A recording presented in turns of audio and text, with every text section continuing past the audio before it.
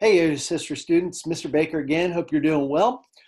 We want to transition from the 1950s presidents now to the 60s. And that means that we need to have a little bit of an understanding of John F. Kennedy, LBJ, and then we'll also be transitioning to Nixon as we move also into the 1970s. Okay. And so a lot of people ask the question, they're like, well, okay, what's going on prior to Kennedy? Well, the answer is quite a bit. And so we have, if you think about, guys, Eisenhower's presidency, we've had involvement in different parts of the world. We've seen an end to the Korean War under the leadership of Eisenhower. We've seen some CIA things happening in Guatemala, also Iran. And then we've also seen, of course, the launching of Sputnik. Now, you all have heard of that probably. And the idea of, another event, I forgot to mention this, the fall of Cuba to communism with the Castro Revolution. Okay.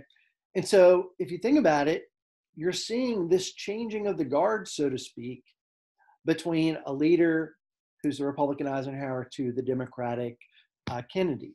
Okay. And so what we want to think about, guys, is three big objectives that we're going to look at as we look at Kennedy's transition of power and then also the LBJ Great Society that comes after Kennedy. So four big objectives that after this lecture you want to be able to kind of have some understanding of. The first of which is explain how the election of 1960 was impacted by the television and modern mass media.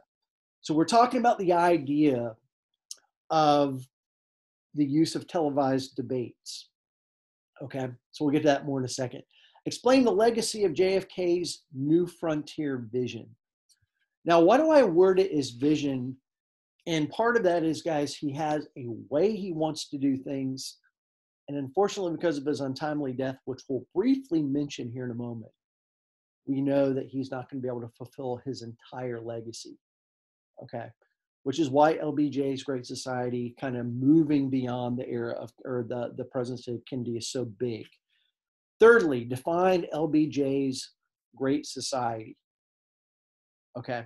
And I'm going to ask you all, as we look at this a little bit in a document, as we'll do a whole class session on this, for those of you that want to go a little bit deeper into this, how does he look at things like inequality, issues affecting immigration, issues affecting the idea of those in poverty, all right, which is what he calls launching a war on poverty.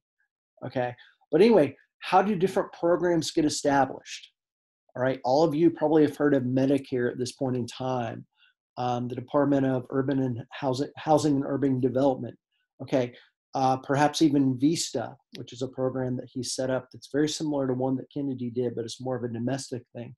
Okay. But how do all those initiatives have one major big picture goal, which is improving the lives of especially Americans that have gone through a cycle of poverty? Okay. And then fourthly, when you look, guys, at this, government changing, different perspectives on what is the role of government in the lives of the people, you're going to notice moving into the 70s and even the early 80s, this clash of thinking. Now, let's make this clear. It's not like this clash is new. We've had clashes on political thinking, for thousands of years. And in the case of the United States, we've talked about, guys, how did people like Jefferson and Hamilton think quite a bit differently on things like federal government power? Well, guess what? That debate, that argument, that disagreement, if you will, is not obviously going to go away. Okay. So why are we looking at the idea of science and space? Well, one of the reasons why is that Kennedy makes it very clear to the American people upon taking office that, we are well aware that there is now a space race. Okay. And so we've got to take into consideration, what can we do as a nation to basically put our imprint on that? And we'll come back to that in a moment. The Russians, as Laika, if I said that correctly, is going to be the dog that they put in space. People are really concerned about the idea of kind of lagging behind the Soviet Union when it comes to the idea of technology in space. And that's going to translate to the arms race with missiles, the whole 9 yards. Yuri Gagarin, his picture, of course, is on the far right here, became the first human to be in space. And then, of course, John F. Kennedy's famous inaugural address, which we'll come back to. Why does he basically make it clear to the American people what his vision is? One, because a lot of it, guys, is going to be very heavily focused on foreign policy. Okay. But we have to understand his election first. So in 1960, you've got this interesting former senator, former,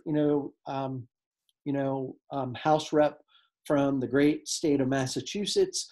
He's calm, he's cool, he's collected, he's young, youngest ever elected to the presidency, not the youngest ever to serve. Remember, that was TR, or Theodore Roosevelt, in the earlier 1900s, but the youngest ever elected, of course, to take office. Okay. And so Kennedy, a lot of you might be wondering, well, who is he going to be basically up against? Was this an easy election victory for Kennedy? And the answer is, it was not a landslide by any means. His opponents, remember, Kennedy, guys, was a Democrat, is actually going to be the vice president of Eisenhower. Who is that? It's Richard Nixon. Okay, so Nixon, was a relatively young VP at the time. Okay, and also not exactly an older candidate, you could argue. What's the one selling point of Kennedy? The argument is, guys, appearance, the television. Okay. Now, they had several debates. They debated a lot of different things. If you've ever seen a picture of Nixon, I'm not trying to be ugly here, guys, but does not look as polished as Kennedy. His words, if you take a look, guys, at the different studies, people that listen via radio, came to the conclusion that they thought, Nixon held his own. He did pretty well. Those that actually watched it via the television, they're going to basically come to a much different conclusion. Okay. Now, I don't know if this is an overstatement, but I've read in sources, some historians would argue that it was the appearance of Kennedy looking calm, cool, collected. I once heard one historian make the argument that Kennedy lacked sweat glands. He never looked like he was not composed, at least in the public eye. Okay. And so because of that and other things too, he wins by, again, not a landslide in the Electoral College, but it was closer. But he won, I think it was, when you do the math, guys, with popular votes, it was only a little bit over 100,000. Okay. And so therefore, Kennedy is going to be elected as America's next president. Now, what is he going to basically tell the American people? His inaugural, that's not the whole thing. These are words that probably most of you have heard of before if you play Jeopardy or watch Jeopardy or something like that. But he says, and so, my fellow Americans, ask not what your country can do for who? You. Ask what you can do for your country. Just like most of you have heard, there's nothing to fear but fear itself. Different things like that, presidential addresses that stand out. This is essential to understanding Kennedy's approach. My fellow citizens of the world, he's not just talking to the American people. He's talking to the world community, which is why a lot of historians, guys, say this is an address that is not only meant to draw the American people into themselves, but also into, of course, their role with the world. What does he say third? Ask not what America will do for you, but what together we can do for the freedom of who? Of man. All right, not American men, but man, excuse me. Finally, whether you're a citizen of the United America or the citizens of the world, ask of us here the same high standards of strength and sacrifice, which we ask of you. With a good conscience, our only sure reward with history, the final judge of our deeds, let us go forth to lead the land we love, asking his blessing and his help, but knowing that here on earth, God's work must truly be our own. Okay. And so he kind of launches this commitment, guys, to world community. And you might say, well, is this unique to Kennedy? No. But he certainly, guys, makes it clear that there's a role in the world. All right.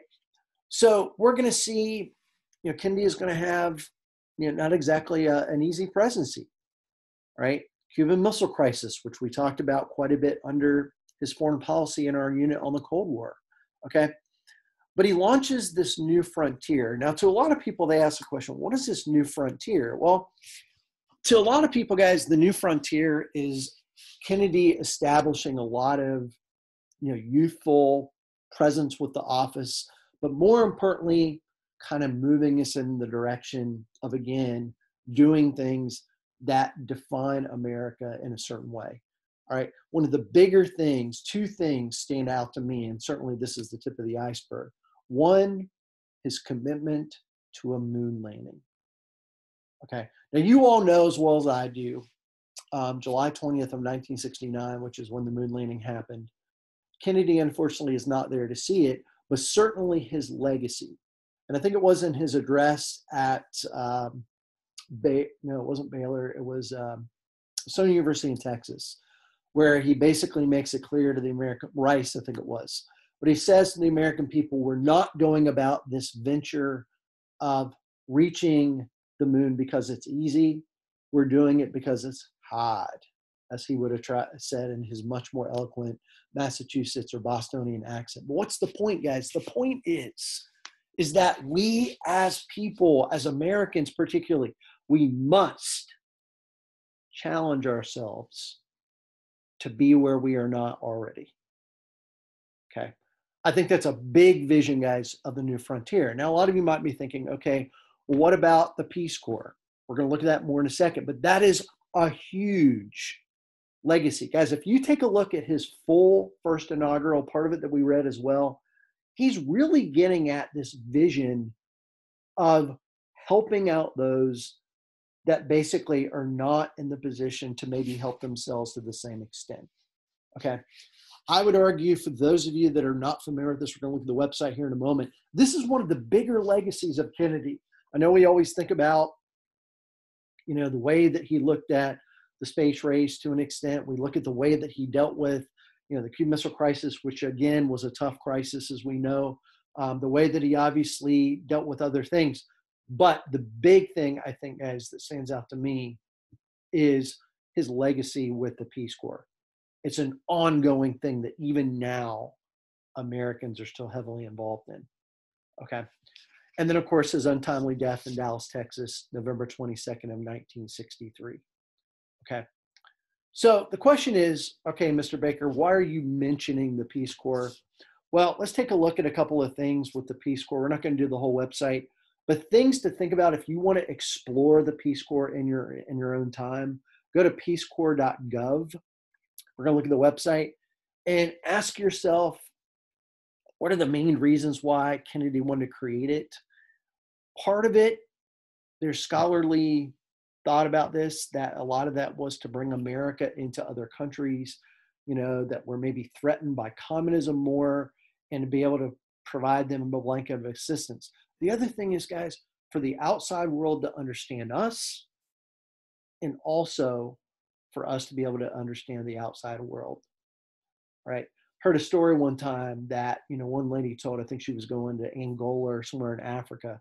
And, she talked about her training, and she said one thing. She goes, okay, when you go over somewhere like that, you're going to learn to do laundry the way they do it, or you're going to learn to basically do everything the way they do it. Why? Because we want to be able to live in their environment and understand them. Because if you think about it, guys, you can make an argument. If you go in there with thinking, well, you don't have what we have, that limits your ability to connect. Okay. And then also, if you think about it, guys, what might be the most difficult thing of being a part of the Peace Corps? So, guys, if you think about it, the Peace Corps, where can a person go in the world to be able to be a part of the Peace Corps? Well, a lot of places. All right, we have a big globe. So if you take a look here, guys, just really quick, you'll notice, like, if you're really interested in Central America, okay, as you can see here, we've got about 4 countries in Central America where the Peace Corps is active. Only 10% of all the Peace Corps people are, of course, going into parts of Central America, which is kind of like our backyard, if you think about it. Okay. Again, 4% of the Caribbean, 3% Northern Africa. All right, so countries that have a legacy of influence from, especially a lot of Islamic countries and Islamic influence that way. Okay, and I won't go through all these, but again, South Africa, guys, what should we say, Africa south of the Sahara. This is a huge, huge difference. All right, so or area, excuse me. So you're looking at almost half of the Peace Corps. Okay. And these countries, as a lot of you know, are going to be on the lesser developed side. So, Peace Corps volunteers, as they're known as, are going to have a lot of shall we say, ability to really adapt as they will in every area. These areas that we're sending people are usually not the most developed. Okay. And so my thought to you guys as we transition to the death of Kennedy and also to LBJ's Great Society is to ask yourself the question, is there any area of the world that you have an interest in that you think really needs that degree of help, all right, and support? It's something I think that's definitely worth us keeping in mind. Okay, so now we get to the somewhat unpleasant side of the Kennedy legacy, and that is what some people call the Kennedy curse, his untimely assassination. Now, we're not going to spend a lot of time on this, but a lot of you guys are probably familiar with, there's different theories out there. The lone assassin theory is the one that came out of what was called the Warren Commission report. This idea that you had Lee Harvey Oswald, that's his picture in the bottom right there, as you can see. Okay, and Oswald was actually the lone assassin, shot a series of bullets. This is actually where Kennedy was at when he was shot and killed that day in Dallas. And if you want to research this, guys, there's a lot of interesting literature out there about, folks that have conspiracy theory thoughts and arguments and, shall we say, theories, like I just said. Okay, but at the end of the day, okay, Kennedy is obviously going to have a big legacy, and he's only in office, about 2.5 years.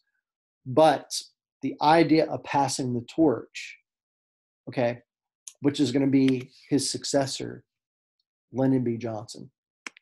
Okay, so Johnson's going to finish out Kennedy's first term, only term, I should say, and then he's also going to be elected to a full term that he'll serve between 1965 in 1969. So he's in office for about 5 years before he basically makes a decision that we'll look at later if time allows to not basically continue with his presidency. All right, as you can see here, he's a good bit older than Kennedy. He's from Texas, if you didn't know that. His background is he grew up in a state of poverty, right? So he is not like Kennedy, where he's born into a family of status and wealth. And so there's a case to be made that upbringing puts a perspective into him that basically makes him committed to this idea of helping Americans that are in a state of poverty. This idea that, government has a greater responsibility. Does that sound somewhat familiar to other presidents? It should. Now, I don't know if I would go as far to say that he is an exact clone of FDR, but he certainly is going to have some things in common with FDR as far as creating more programs to really kind of help Americans out. But he's also going to do it within some different ways. Okay, so a lot of people ask, what is the Great Society? Okay, we're going to read an excerpt from that, guys, in our whole class lesson if you choose to attend that. But the idea of the Great Society is, and those of you that know I'm a big Ohio State fan, I'm going to give some kudos to where he made the speech. It was not Ohio State. It was actually University of Michigan. Yes, I said the M, so take letters from my name for my students that know that we joke around about that. But in other words, he's making this commencement speech. And what does he do? He basically outlines this vision of this great society. Okay. And so this great society is kind of like his vision of how do you basically further American values and American political ideals to benefit everyone or a sizable group rather than just some. And the question is, what do you need to do it? Well, to an extent, federal government is going to become more involved. Actually, not to an extent, to quite a bit of an extent.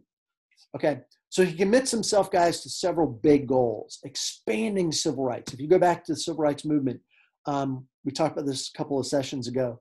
You know, you've got a commitment to the idea of a civil rights bill that's going to further break down some of the barriers. Same thing with the Voting Rights Act. He is very committed to that. I once heard one historian say that one legacy of LBJ is going to be civil rights, period. Now, whether or not you want to just stop there is debatable, but it's definitely important. So what does he do? He says, okay, we're going to add legislation. We're going to create a policy that's called affirmative action, which tries to put into place the real big picture of this, guys, is trying to make it to where you're trying to make up for some past racial, gender, and other forms of discrimination by kind of, some people would say, leveling the playing field by making it to where you have to have quotas, certain numbers of quotas to actually fulfill, especially certain types of government jobs. Okay.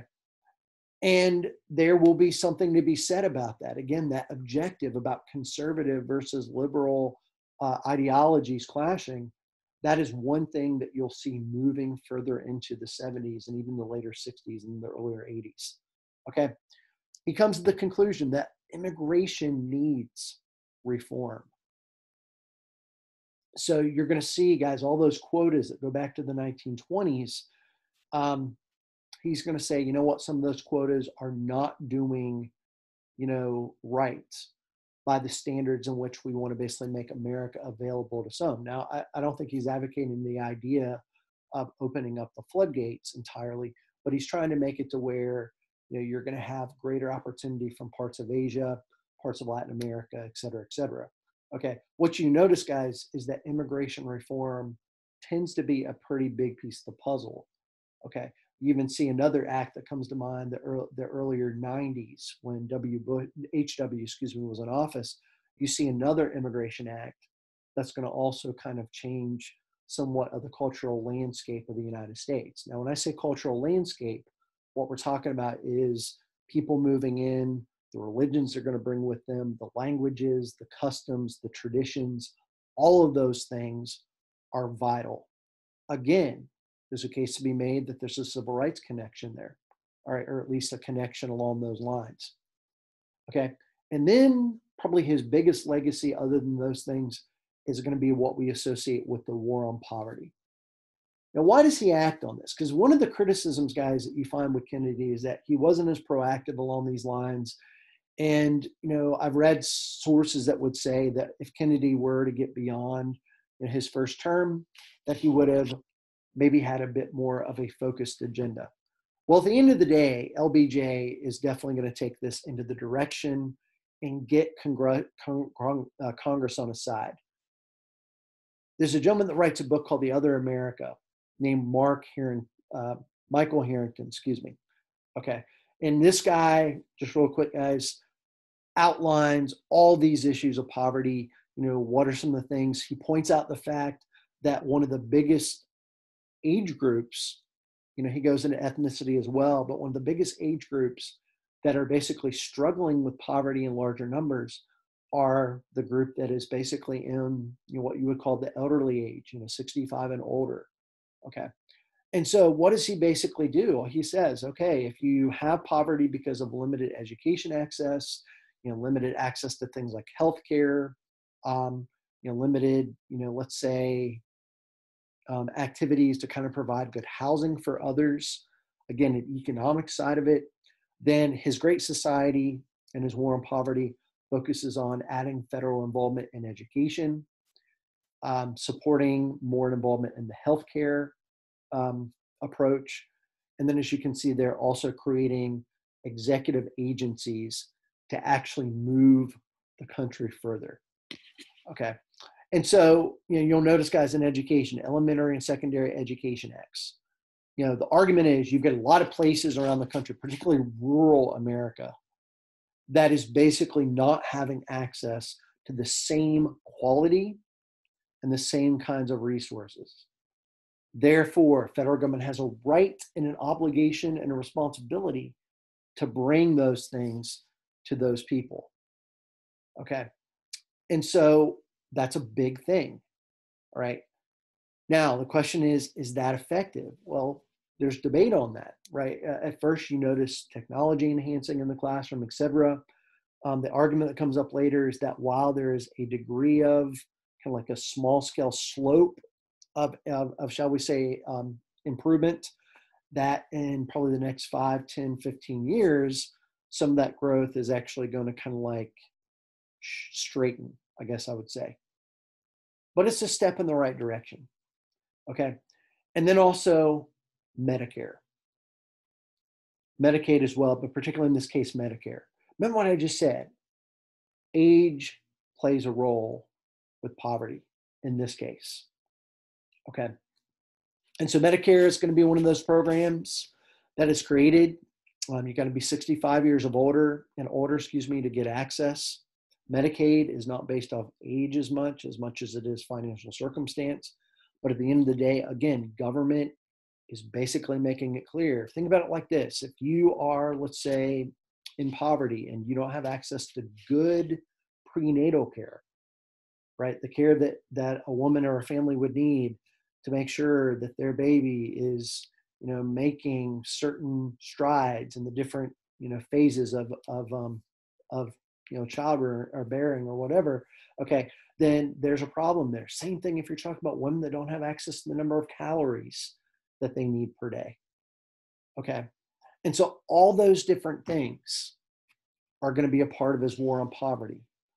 All right, and so Housing and Urban Development Department created. Why? Because housing is a main thing, guys, that plays into the standard of living of people. Okay. And so a lot of people ask the question, was this war on poverty, this great society, effective? Well, he takes office around 1963. Poverty level percentage-wise, as you can see here, was about 19% of Americans. Okay. It's right there. So it's about 20%. So in other words, about 1/5 of the American population is in poverty. By the time he's out of office or leaving office, as you can see, that number is all the way down to about 12%. Okay. So that number has gone down quite a bit. Okay. The question that comes up, guys, as you transition from the Great Society of President Johnson is, does Johnson really see his total vision of a great society? Okay. And I don't want to share too much on the interpretive side here, but one of the big things that historians point out is that when America becomes more heavily involved in Vietnam, which we'll start to look at next, there's one major thing that does, and that makes America a lot more committed, not just to international involvement, but to also the idea of funding a war. And therefore, it makes funding this great society a much more difficult task. One historian put it like this: is the Vietnam War to an extent something that kind of interfered with Johnson's great project and vision of accomplishing his full vision of a great society? I'll leave you all with that for the moment to think about. I would encourage you to look at Canvas. Your different class levels have a different assignment regarding the Great Society. I would love to have a conversation with you further about that and see what y'all think about it and his vision, and whether or not you feel like he outlined that in a way that made sense to the people. And have a great day, and I will look forward to seeing you later. Email me with any questions that you might have. Have a good one.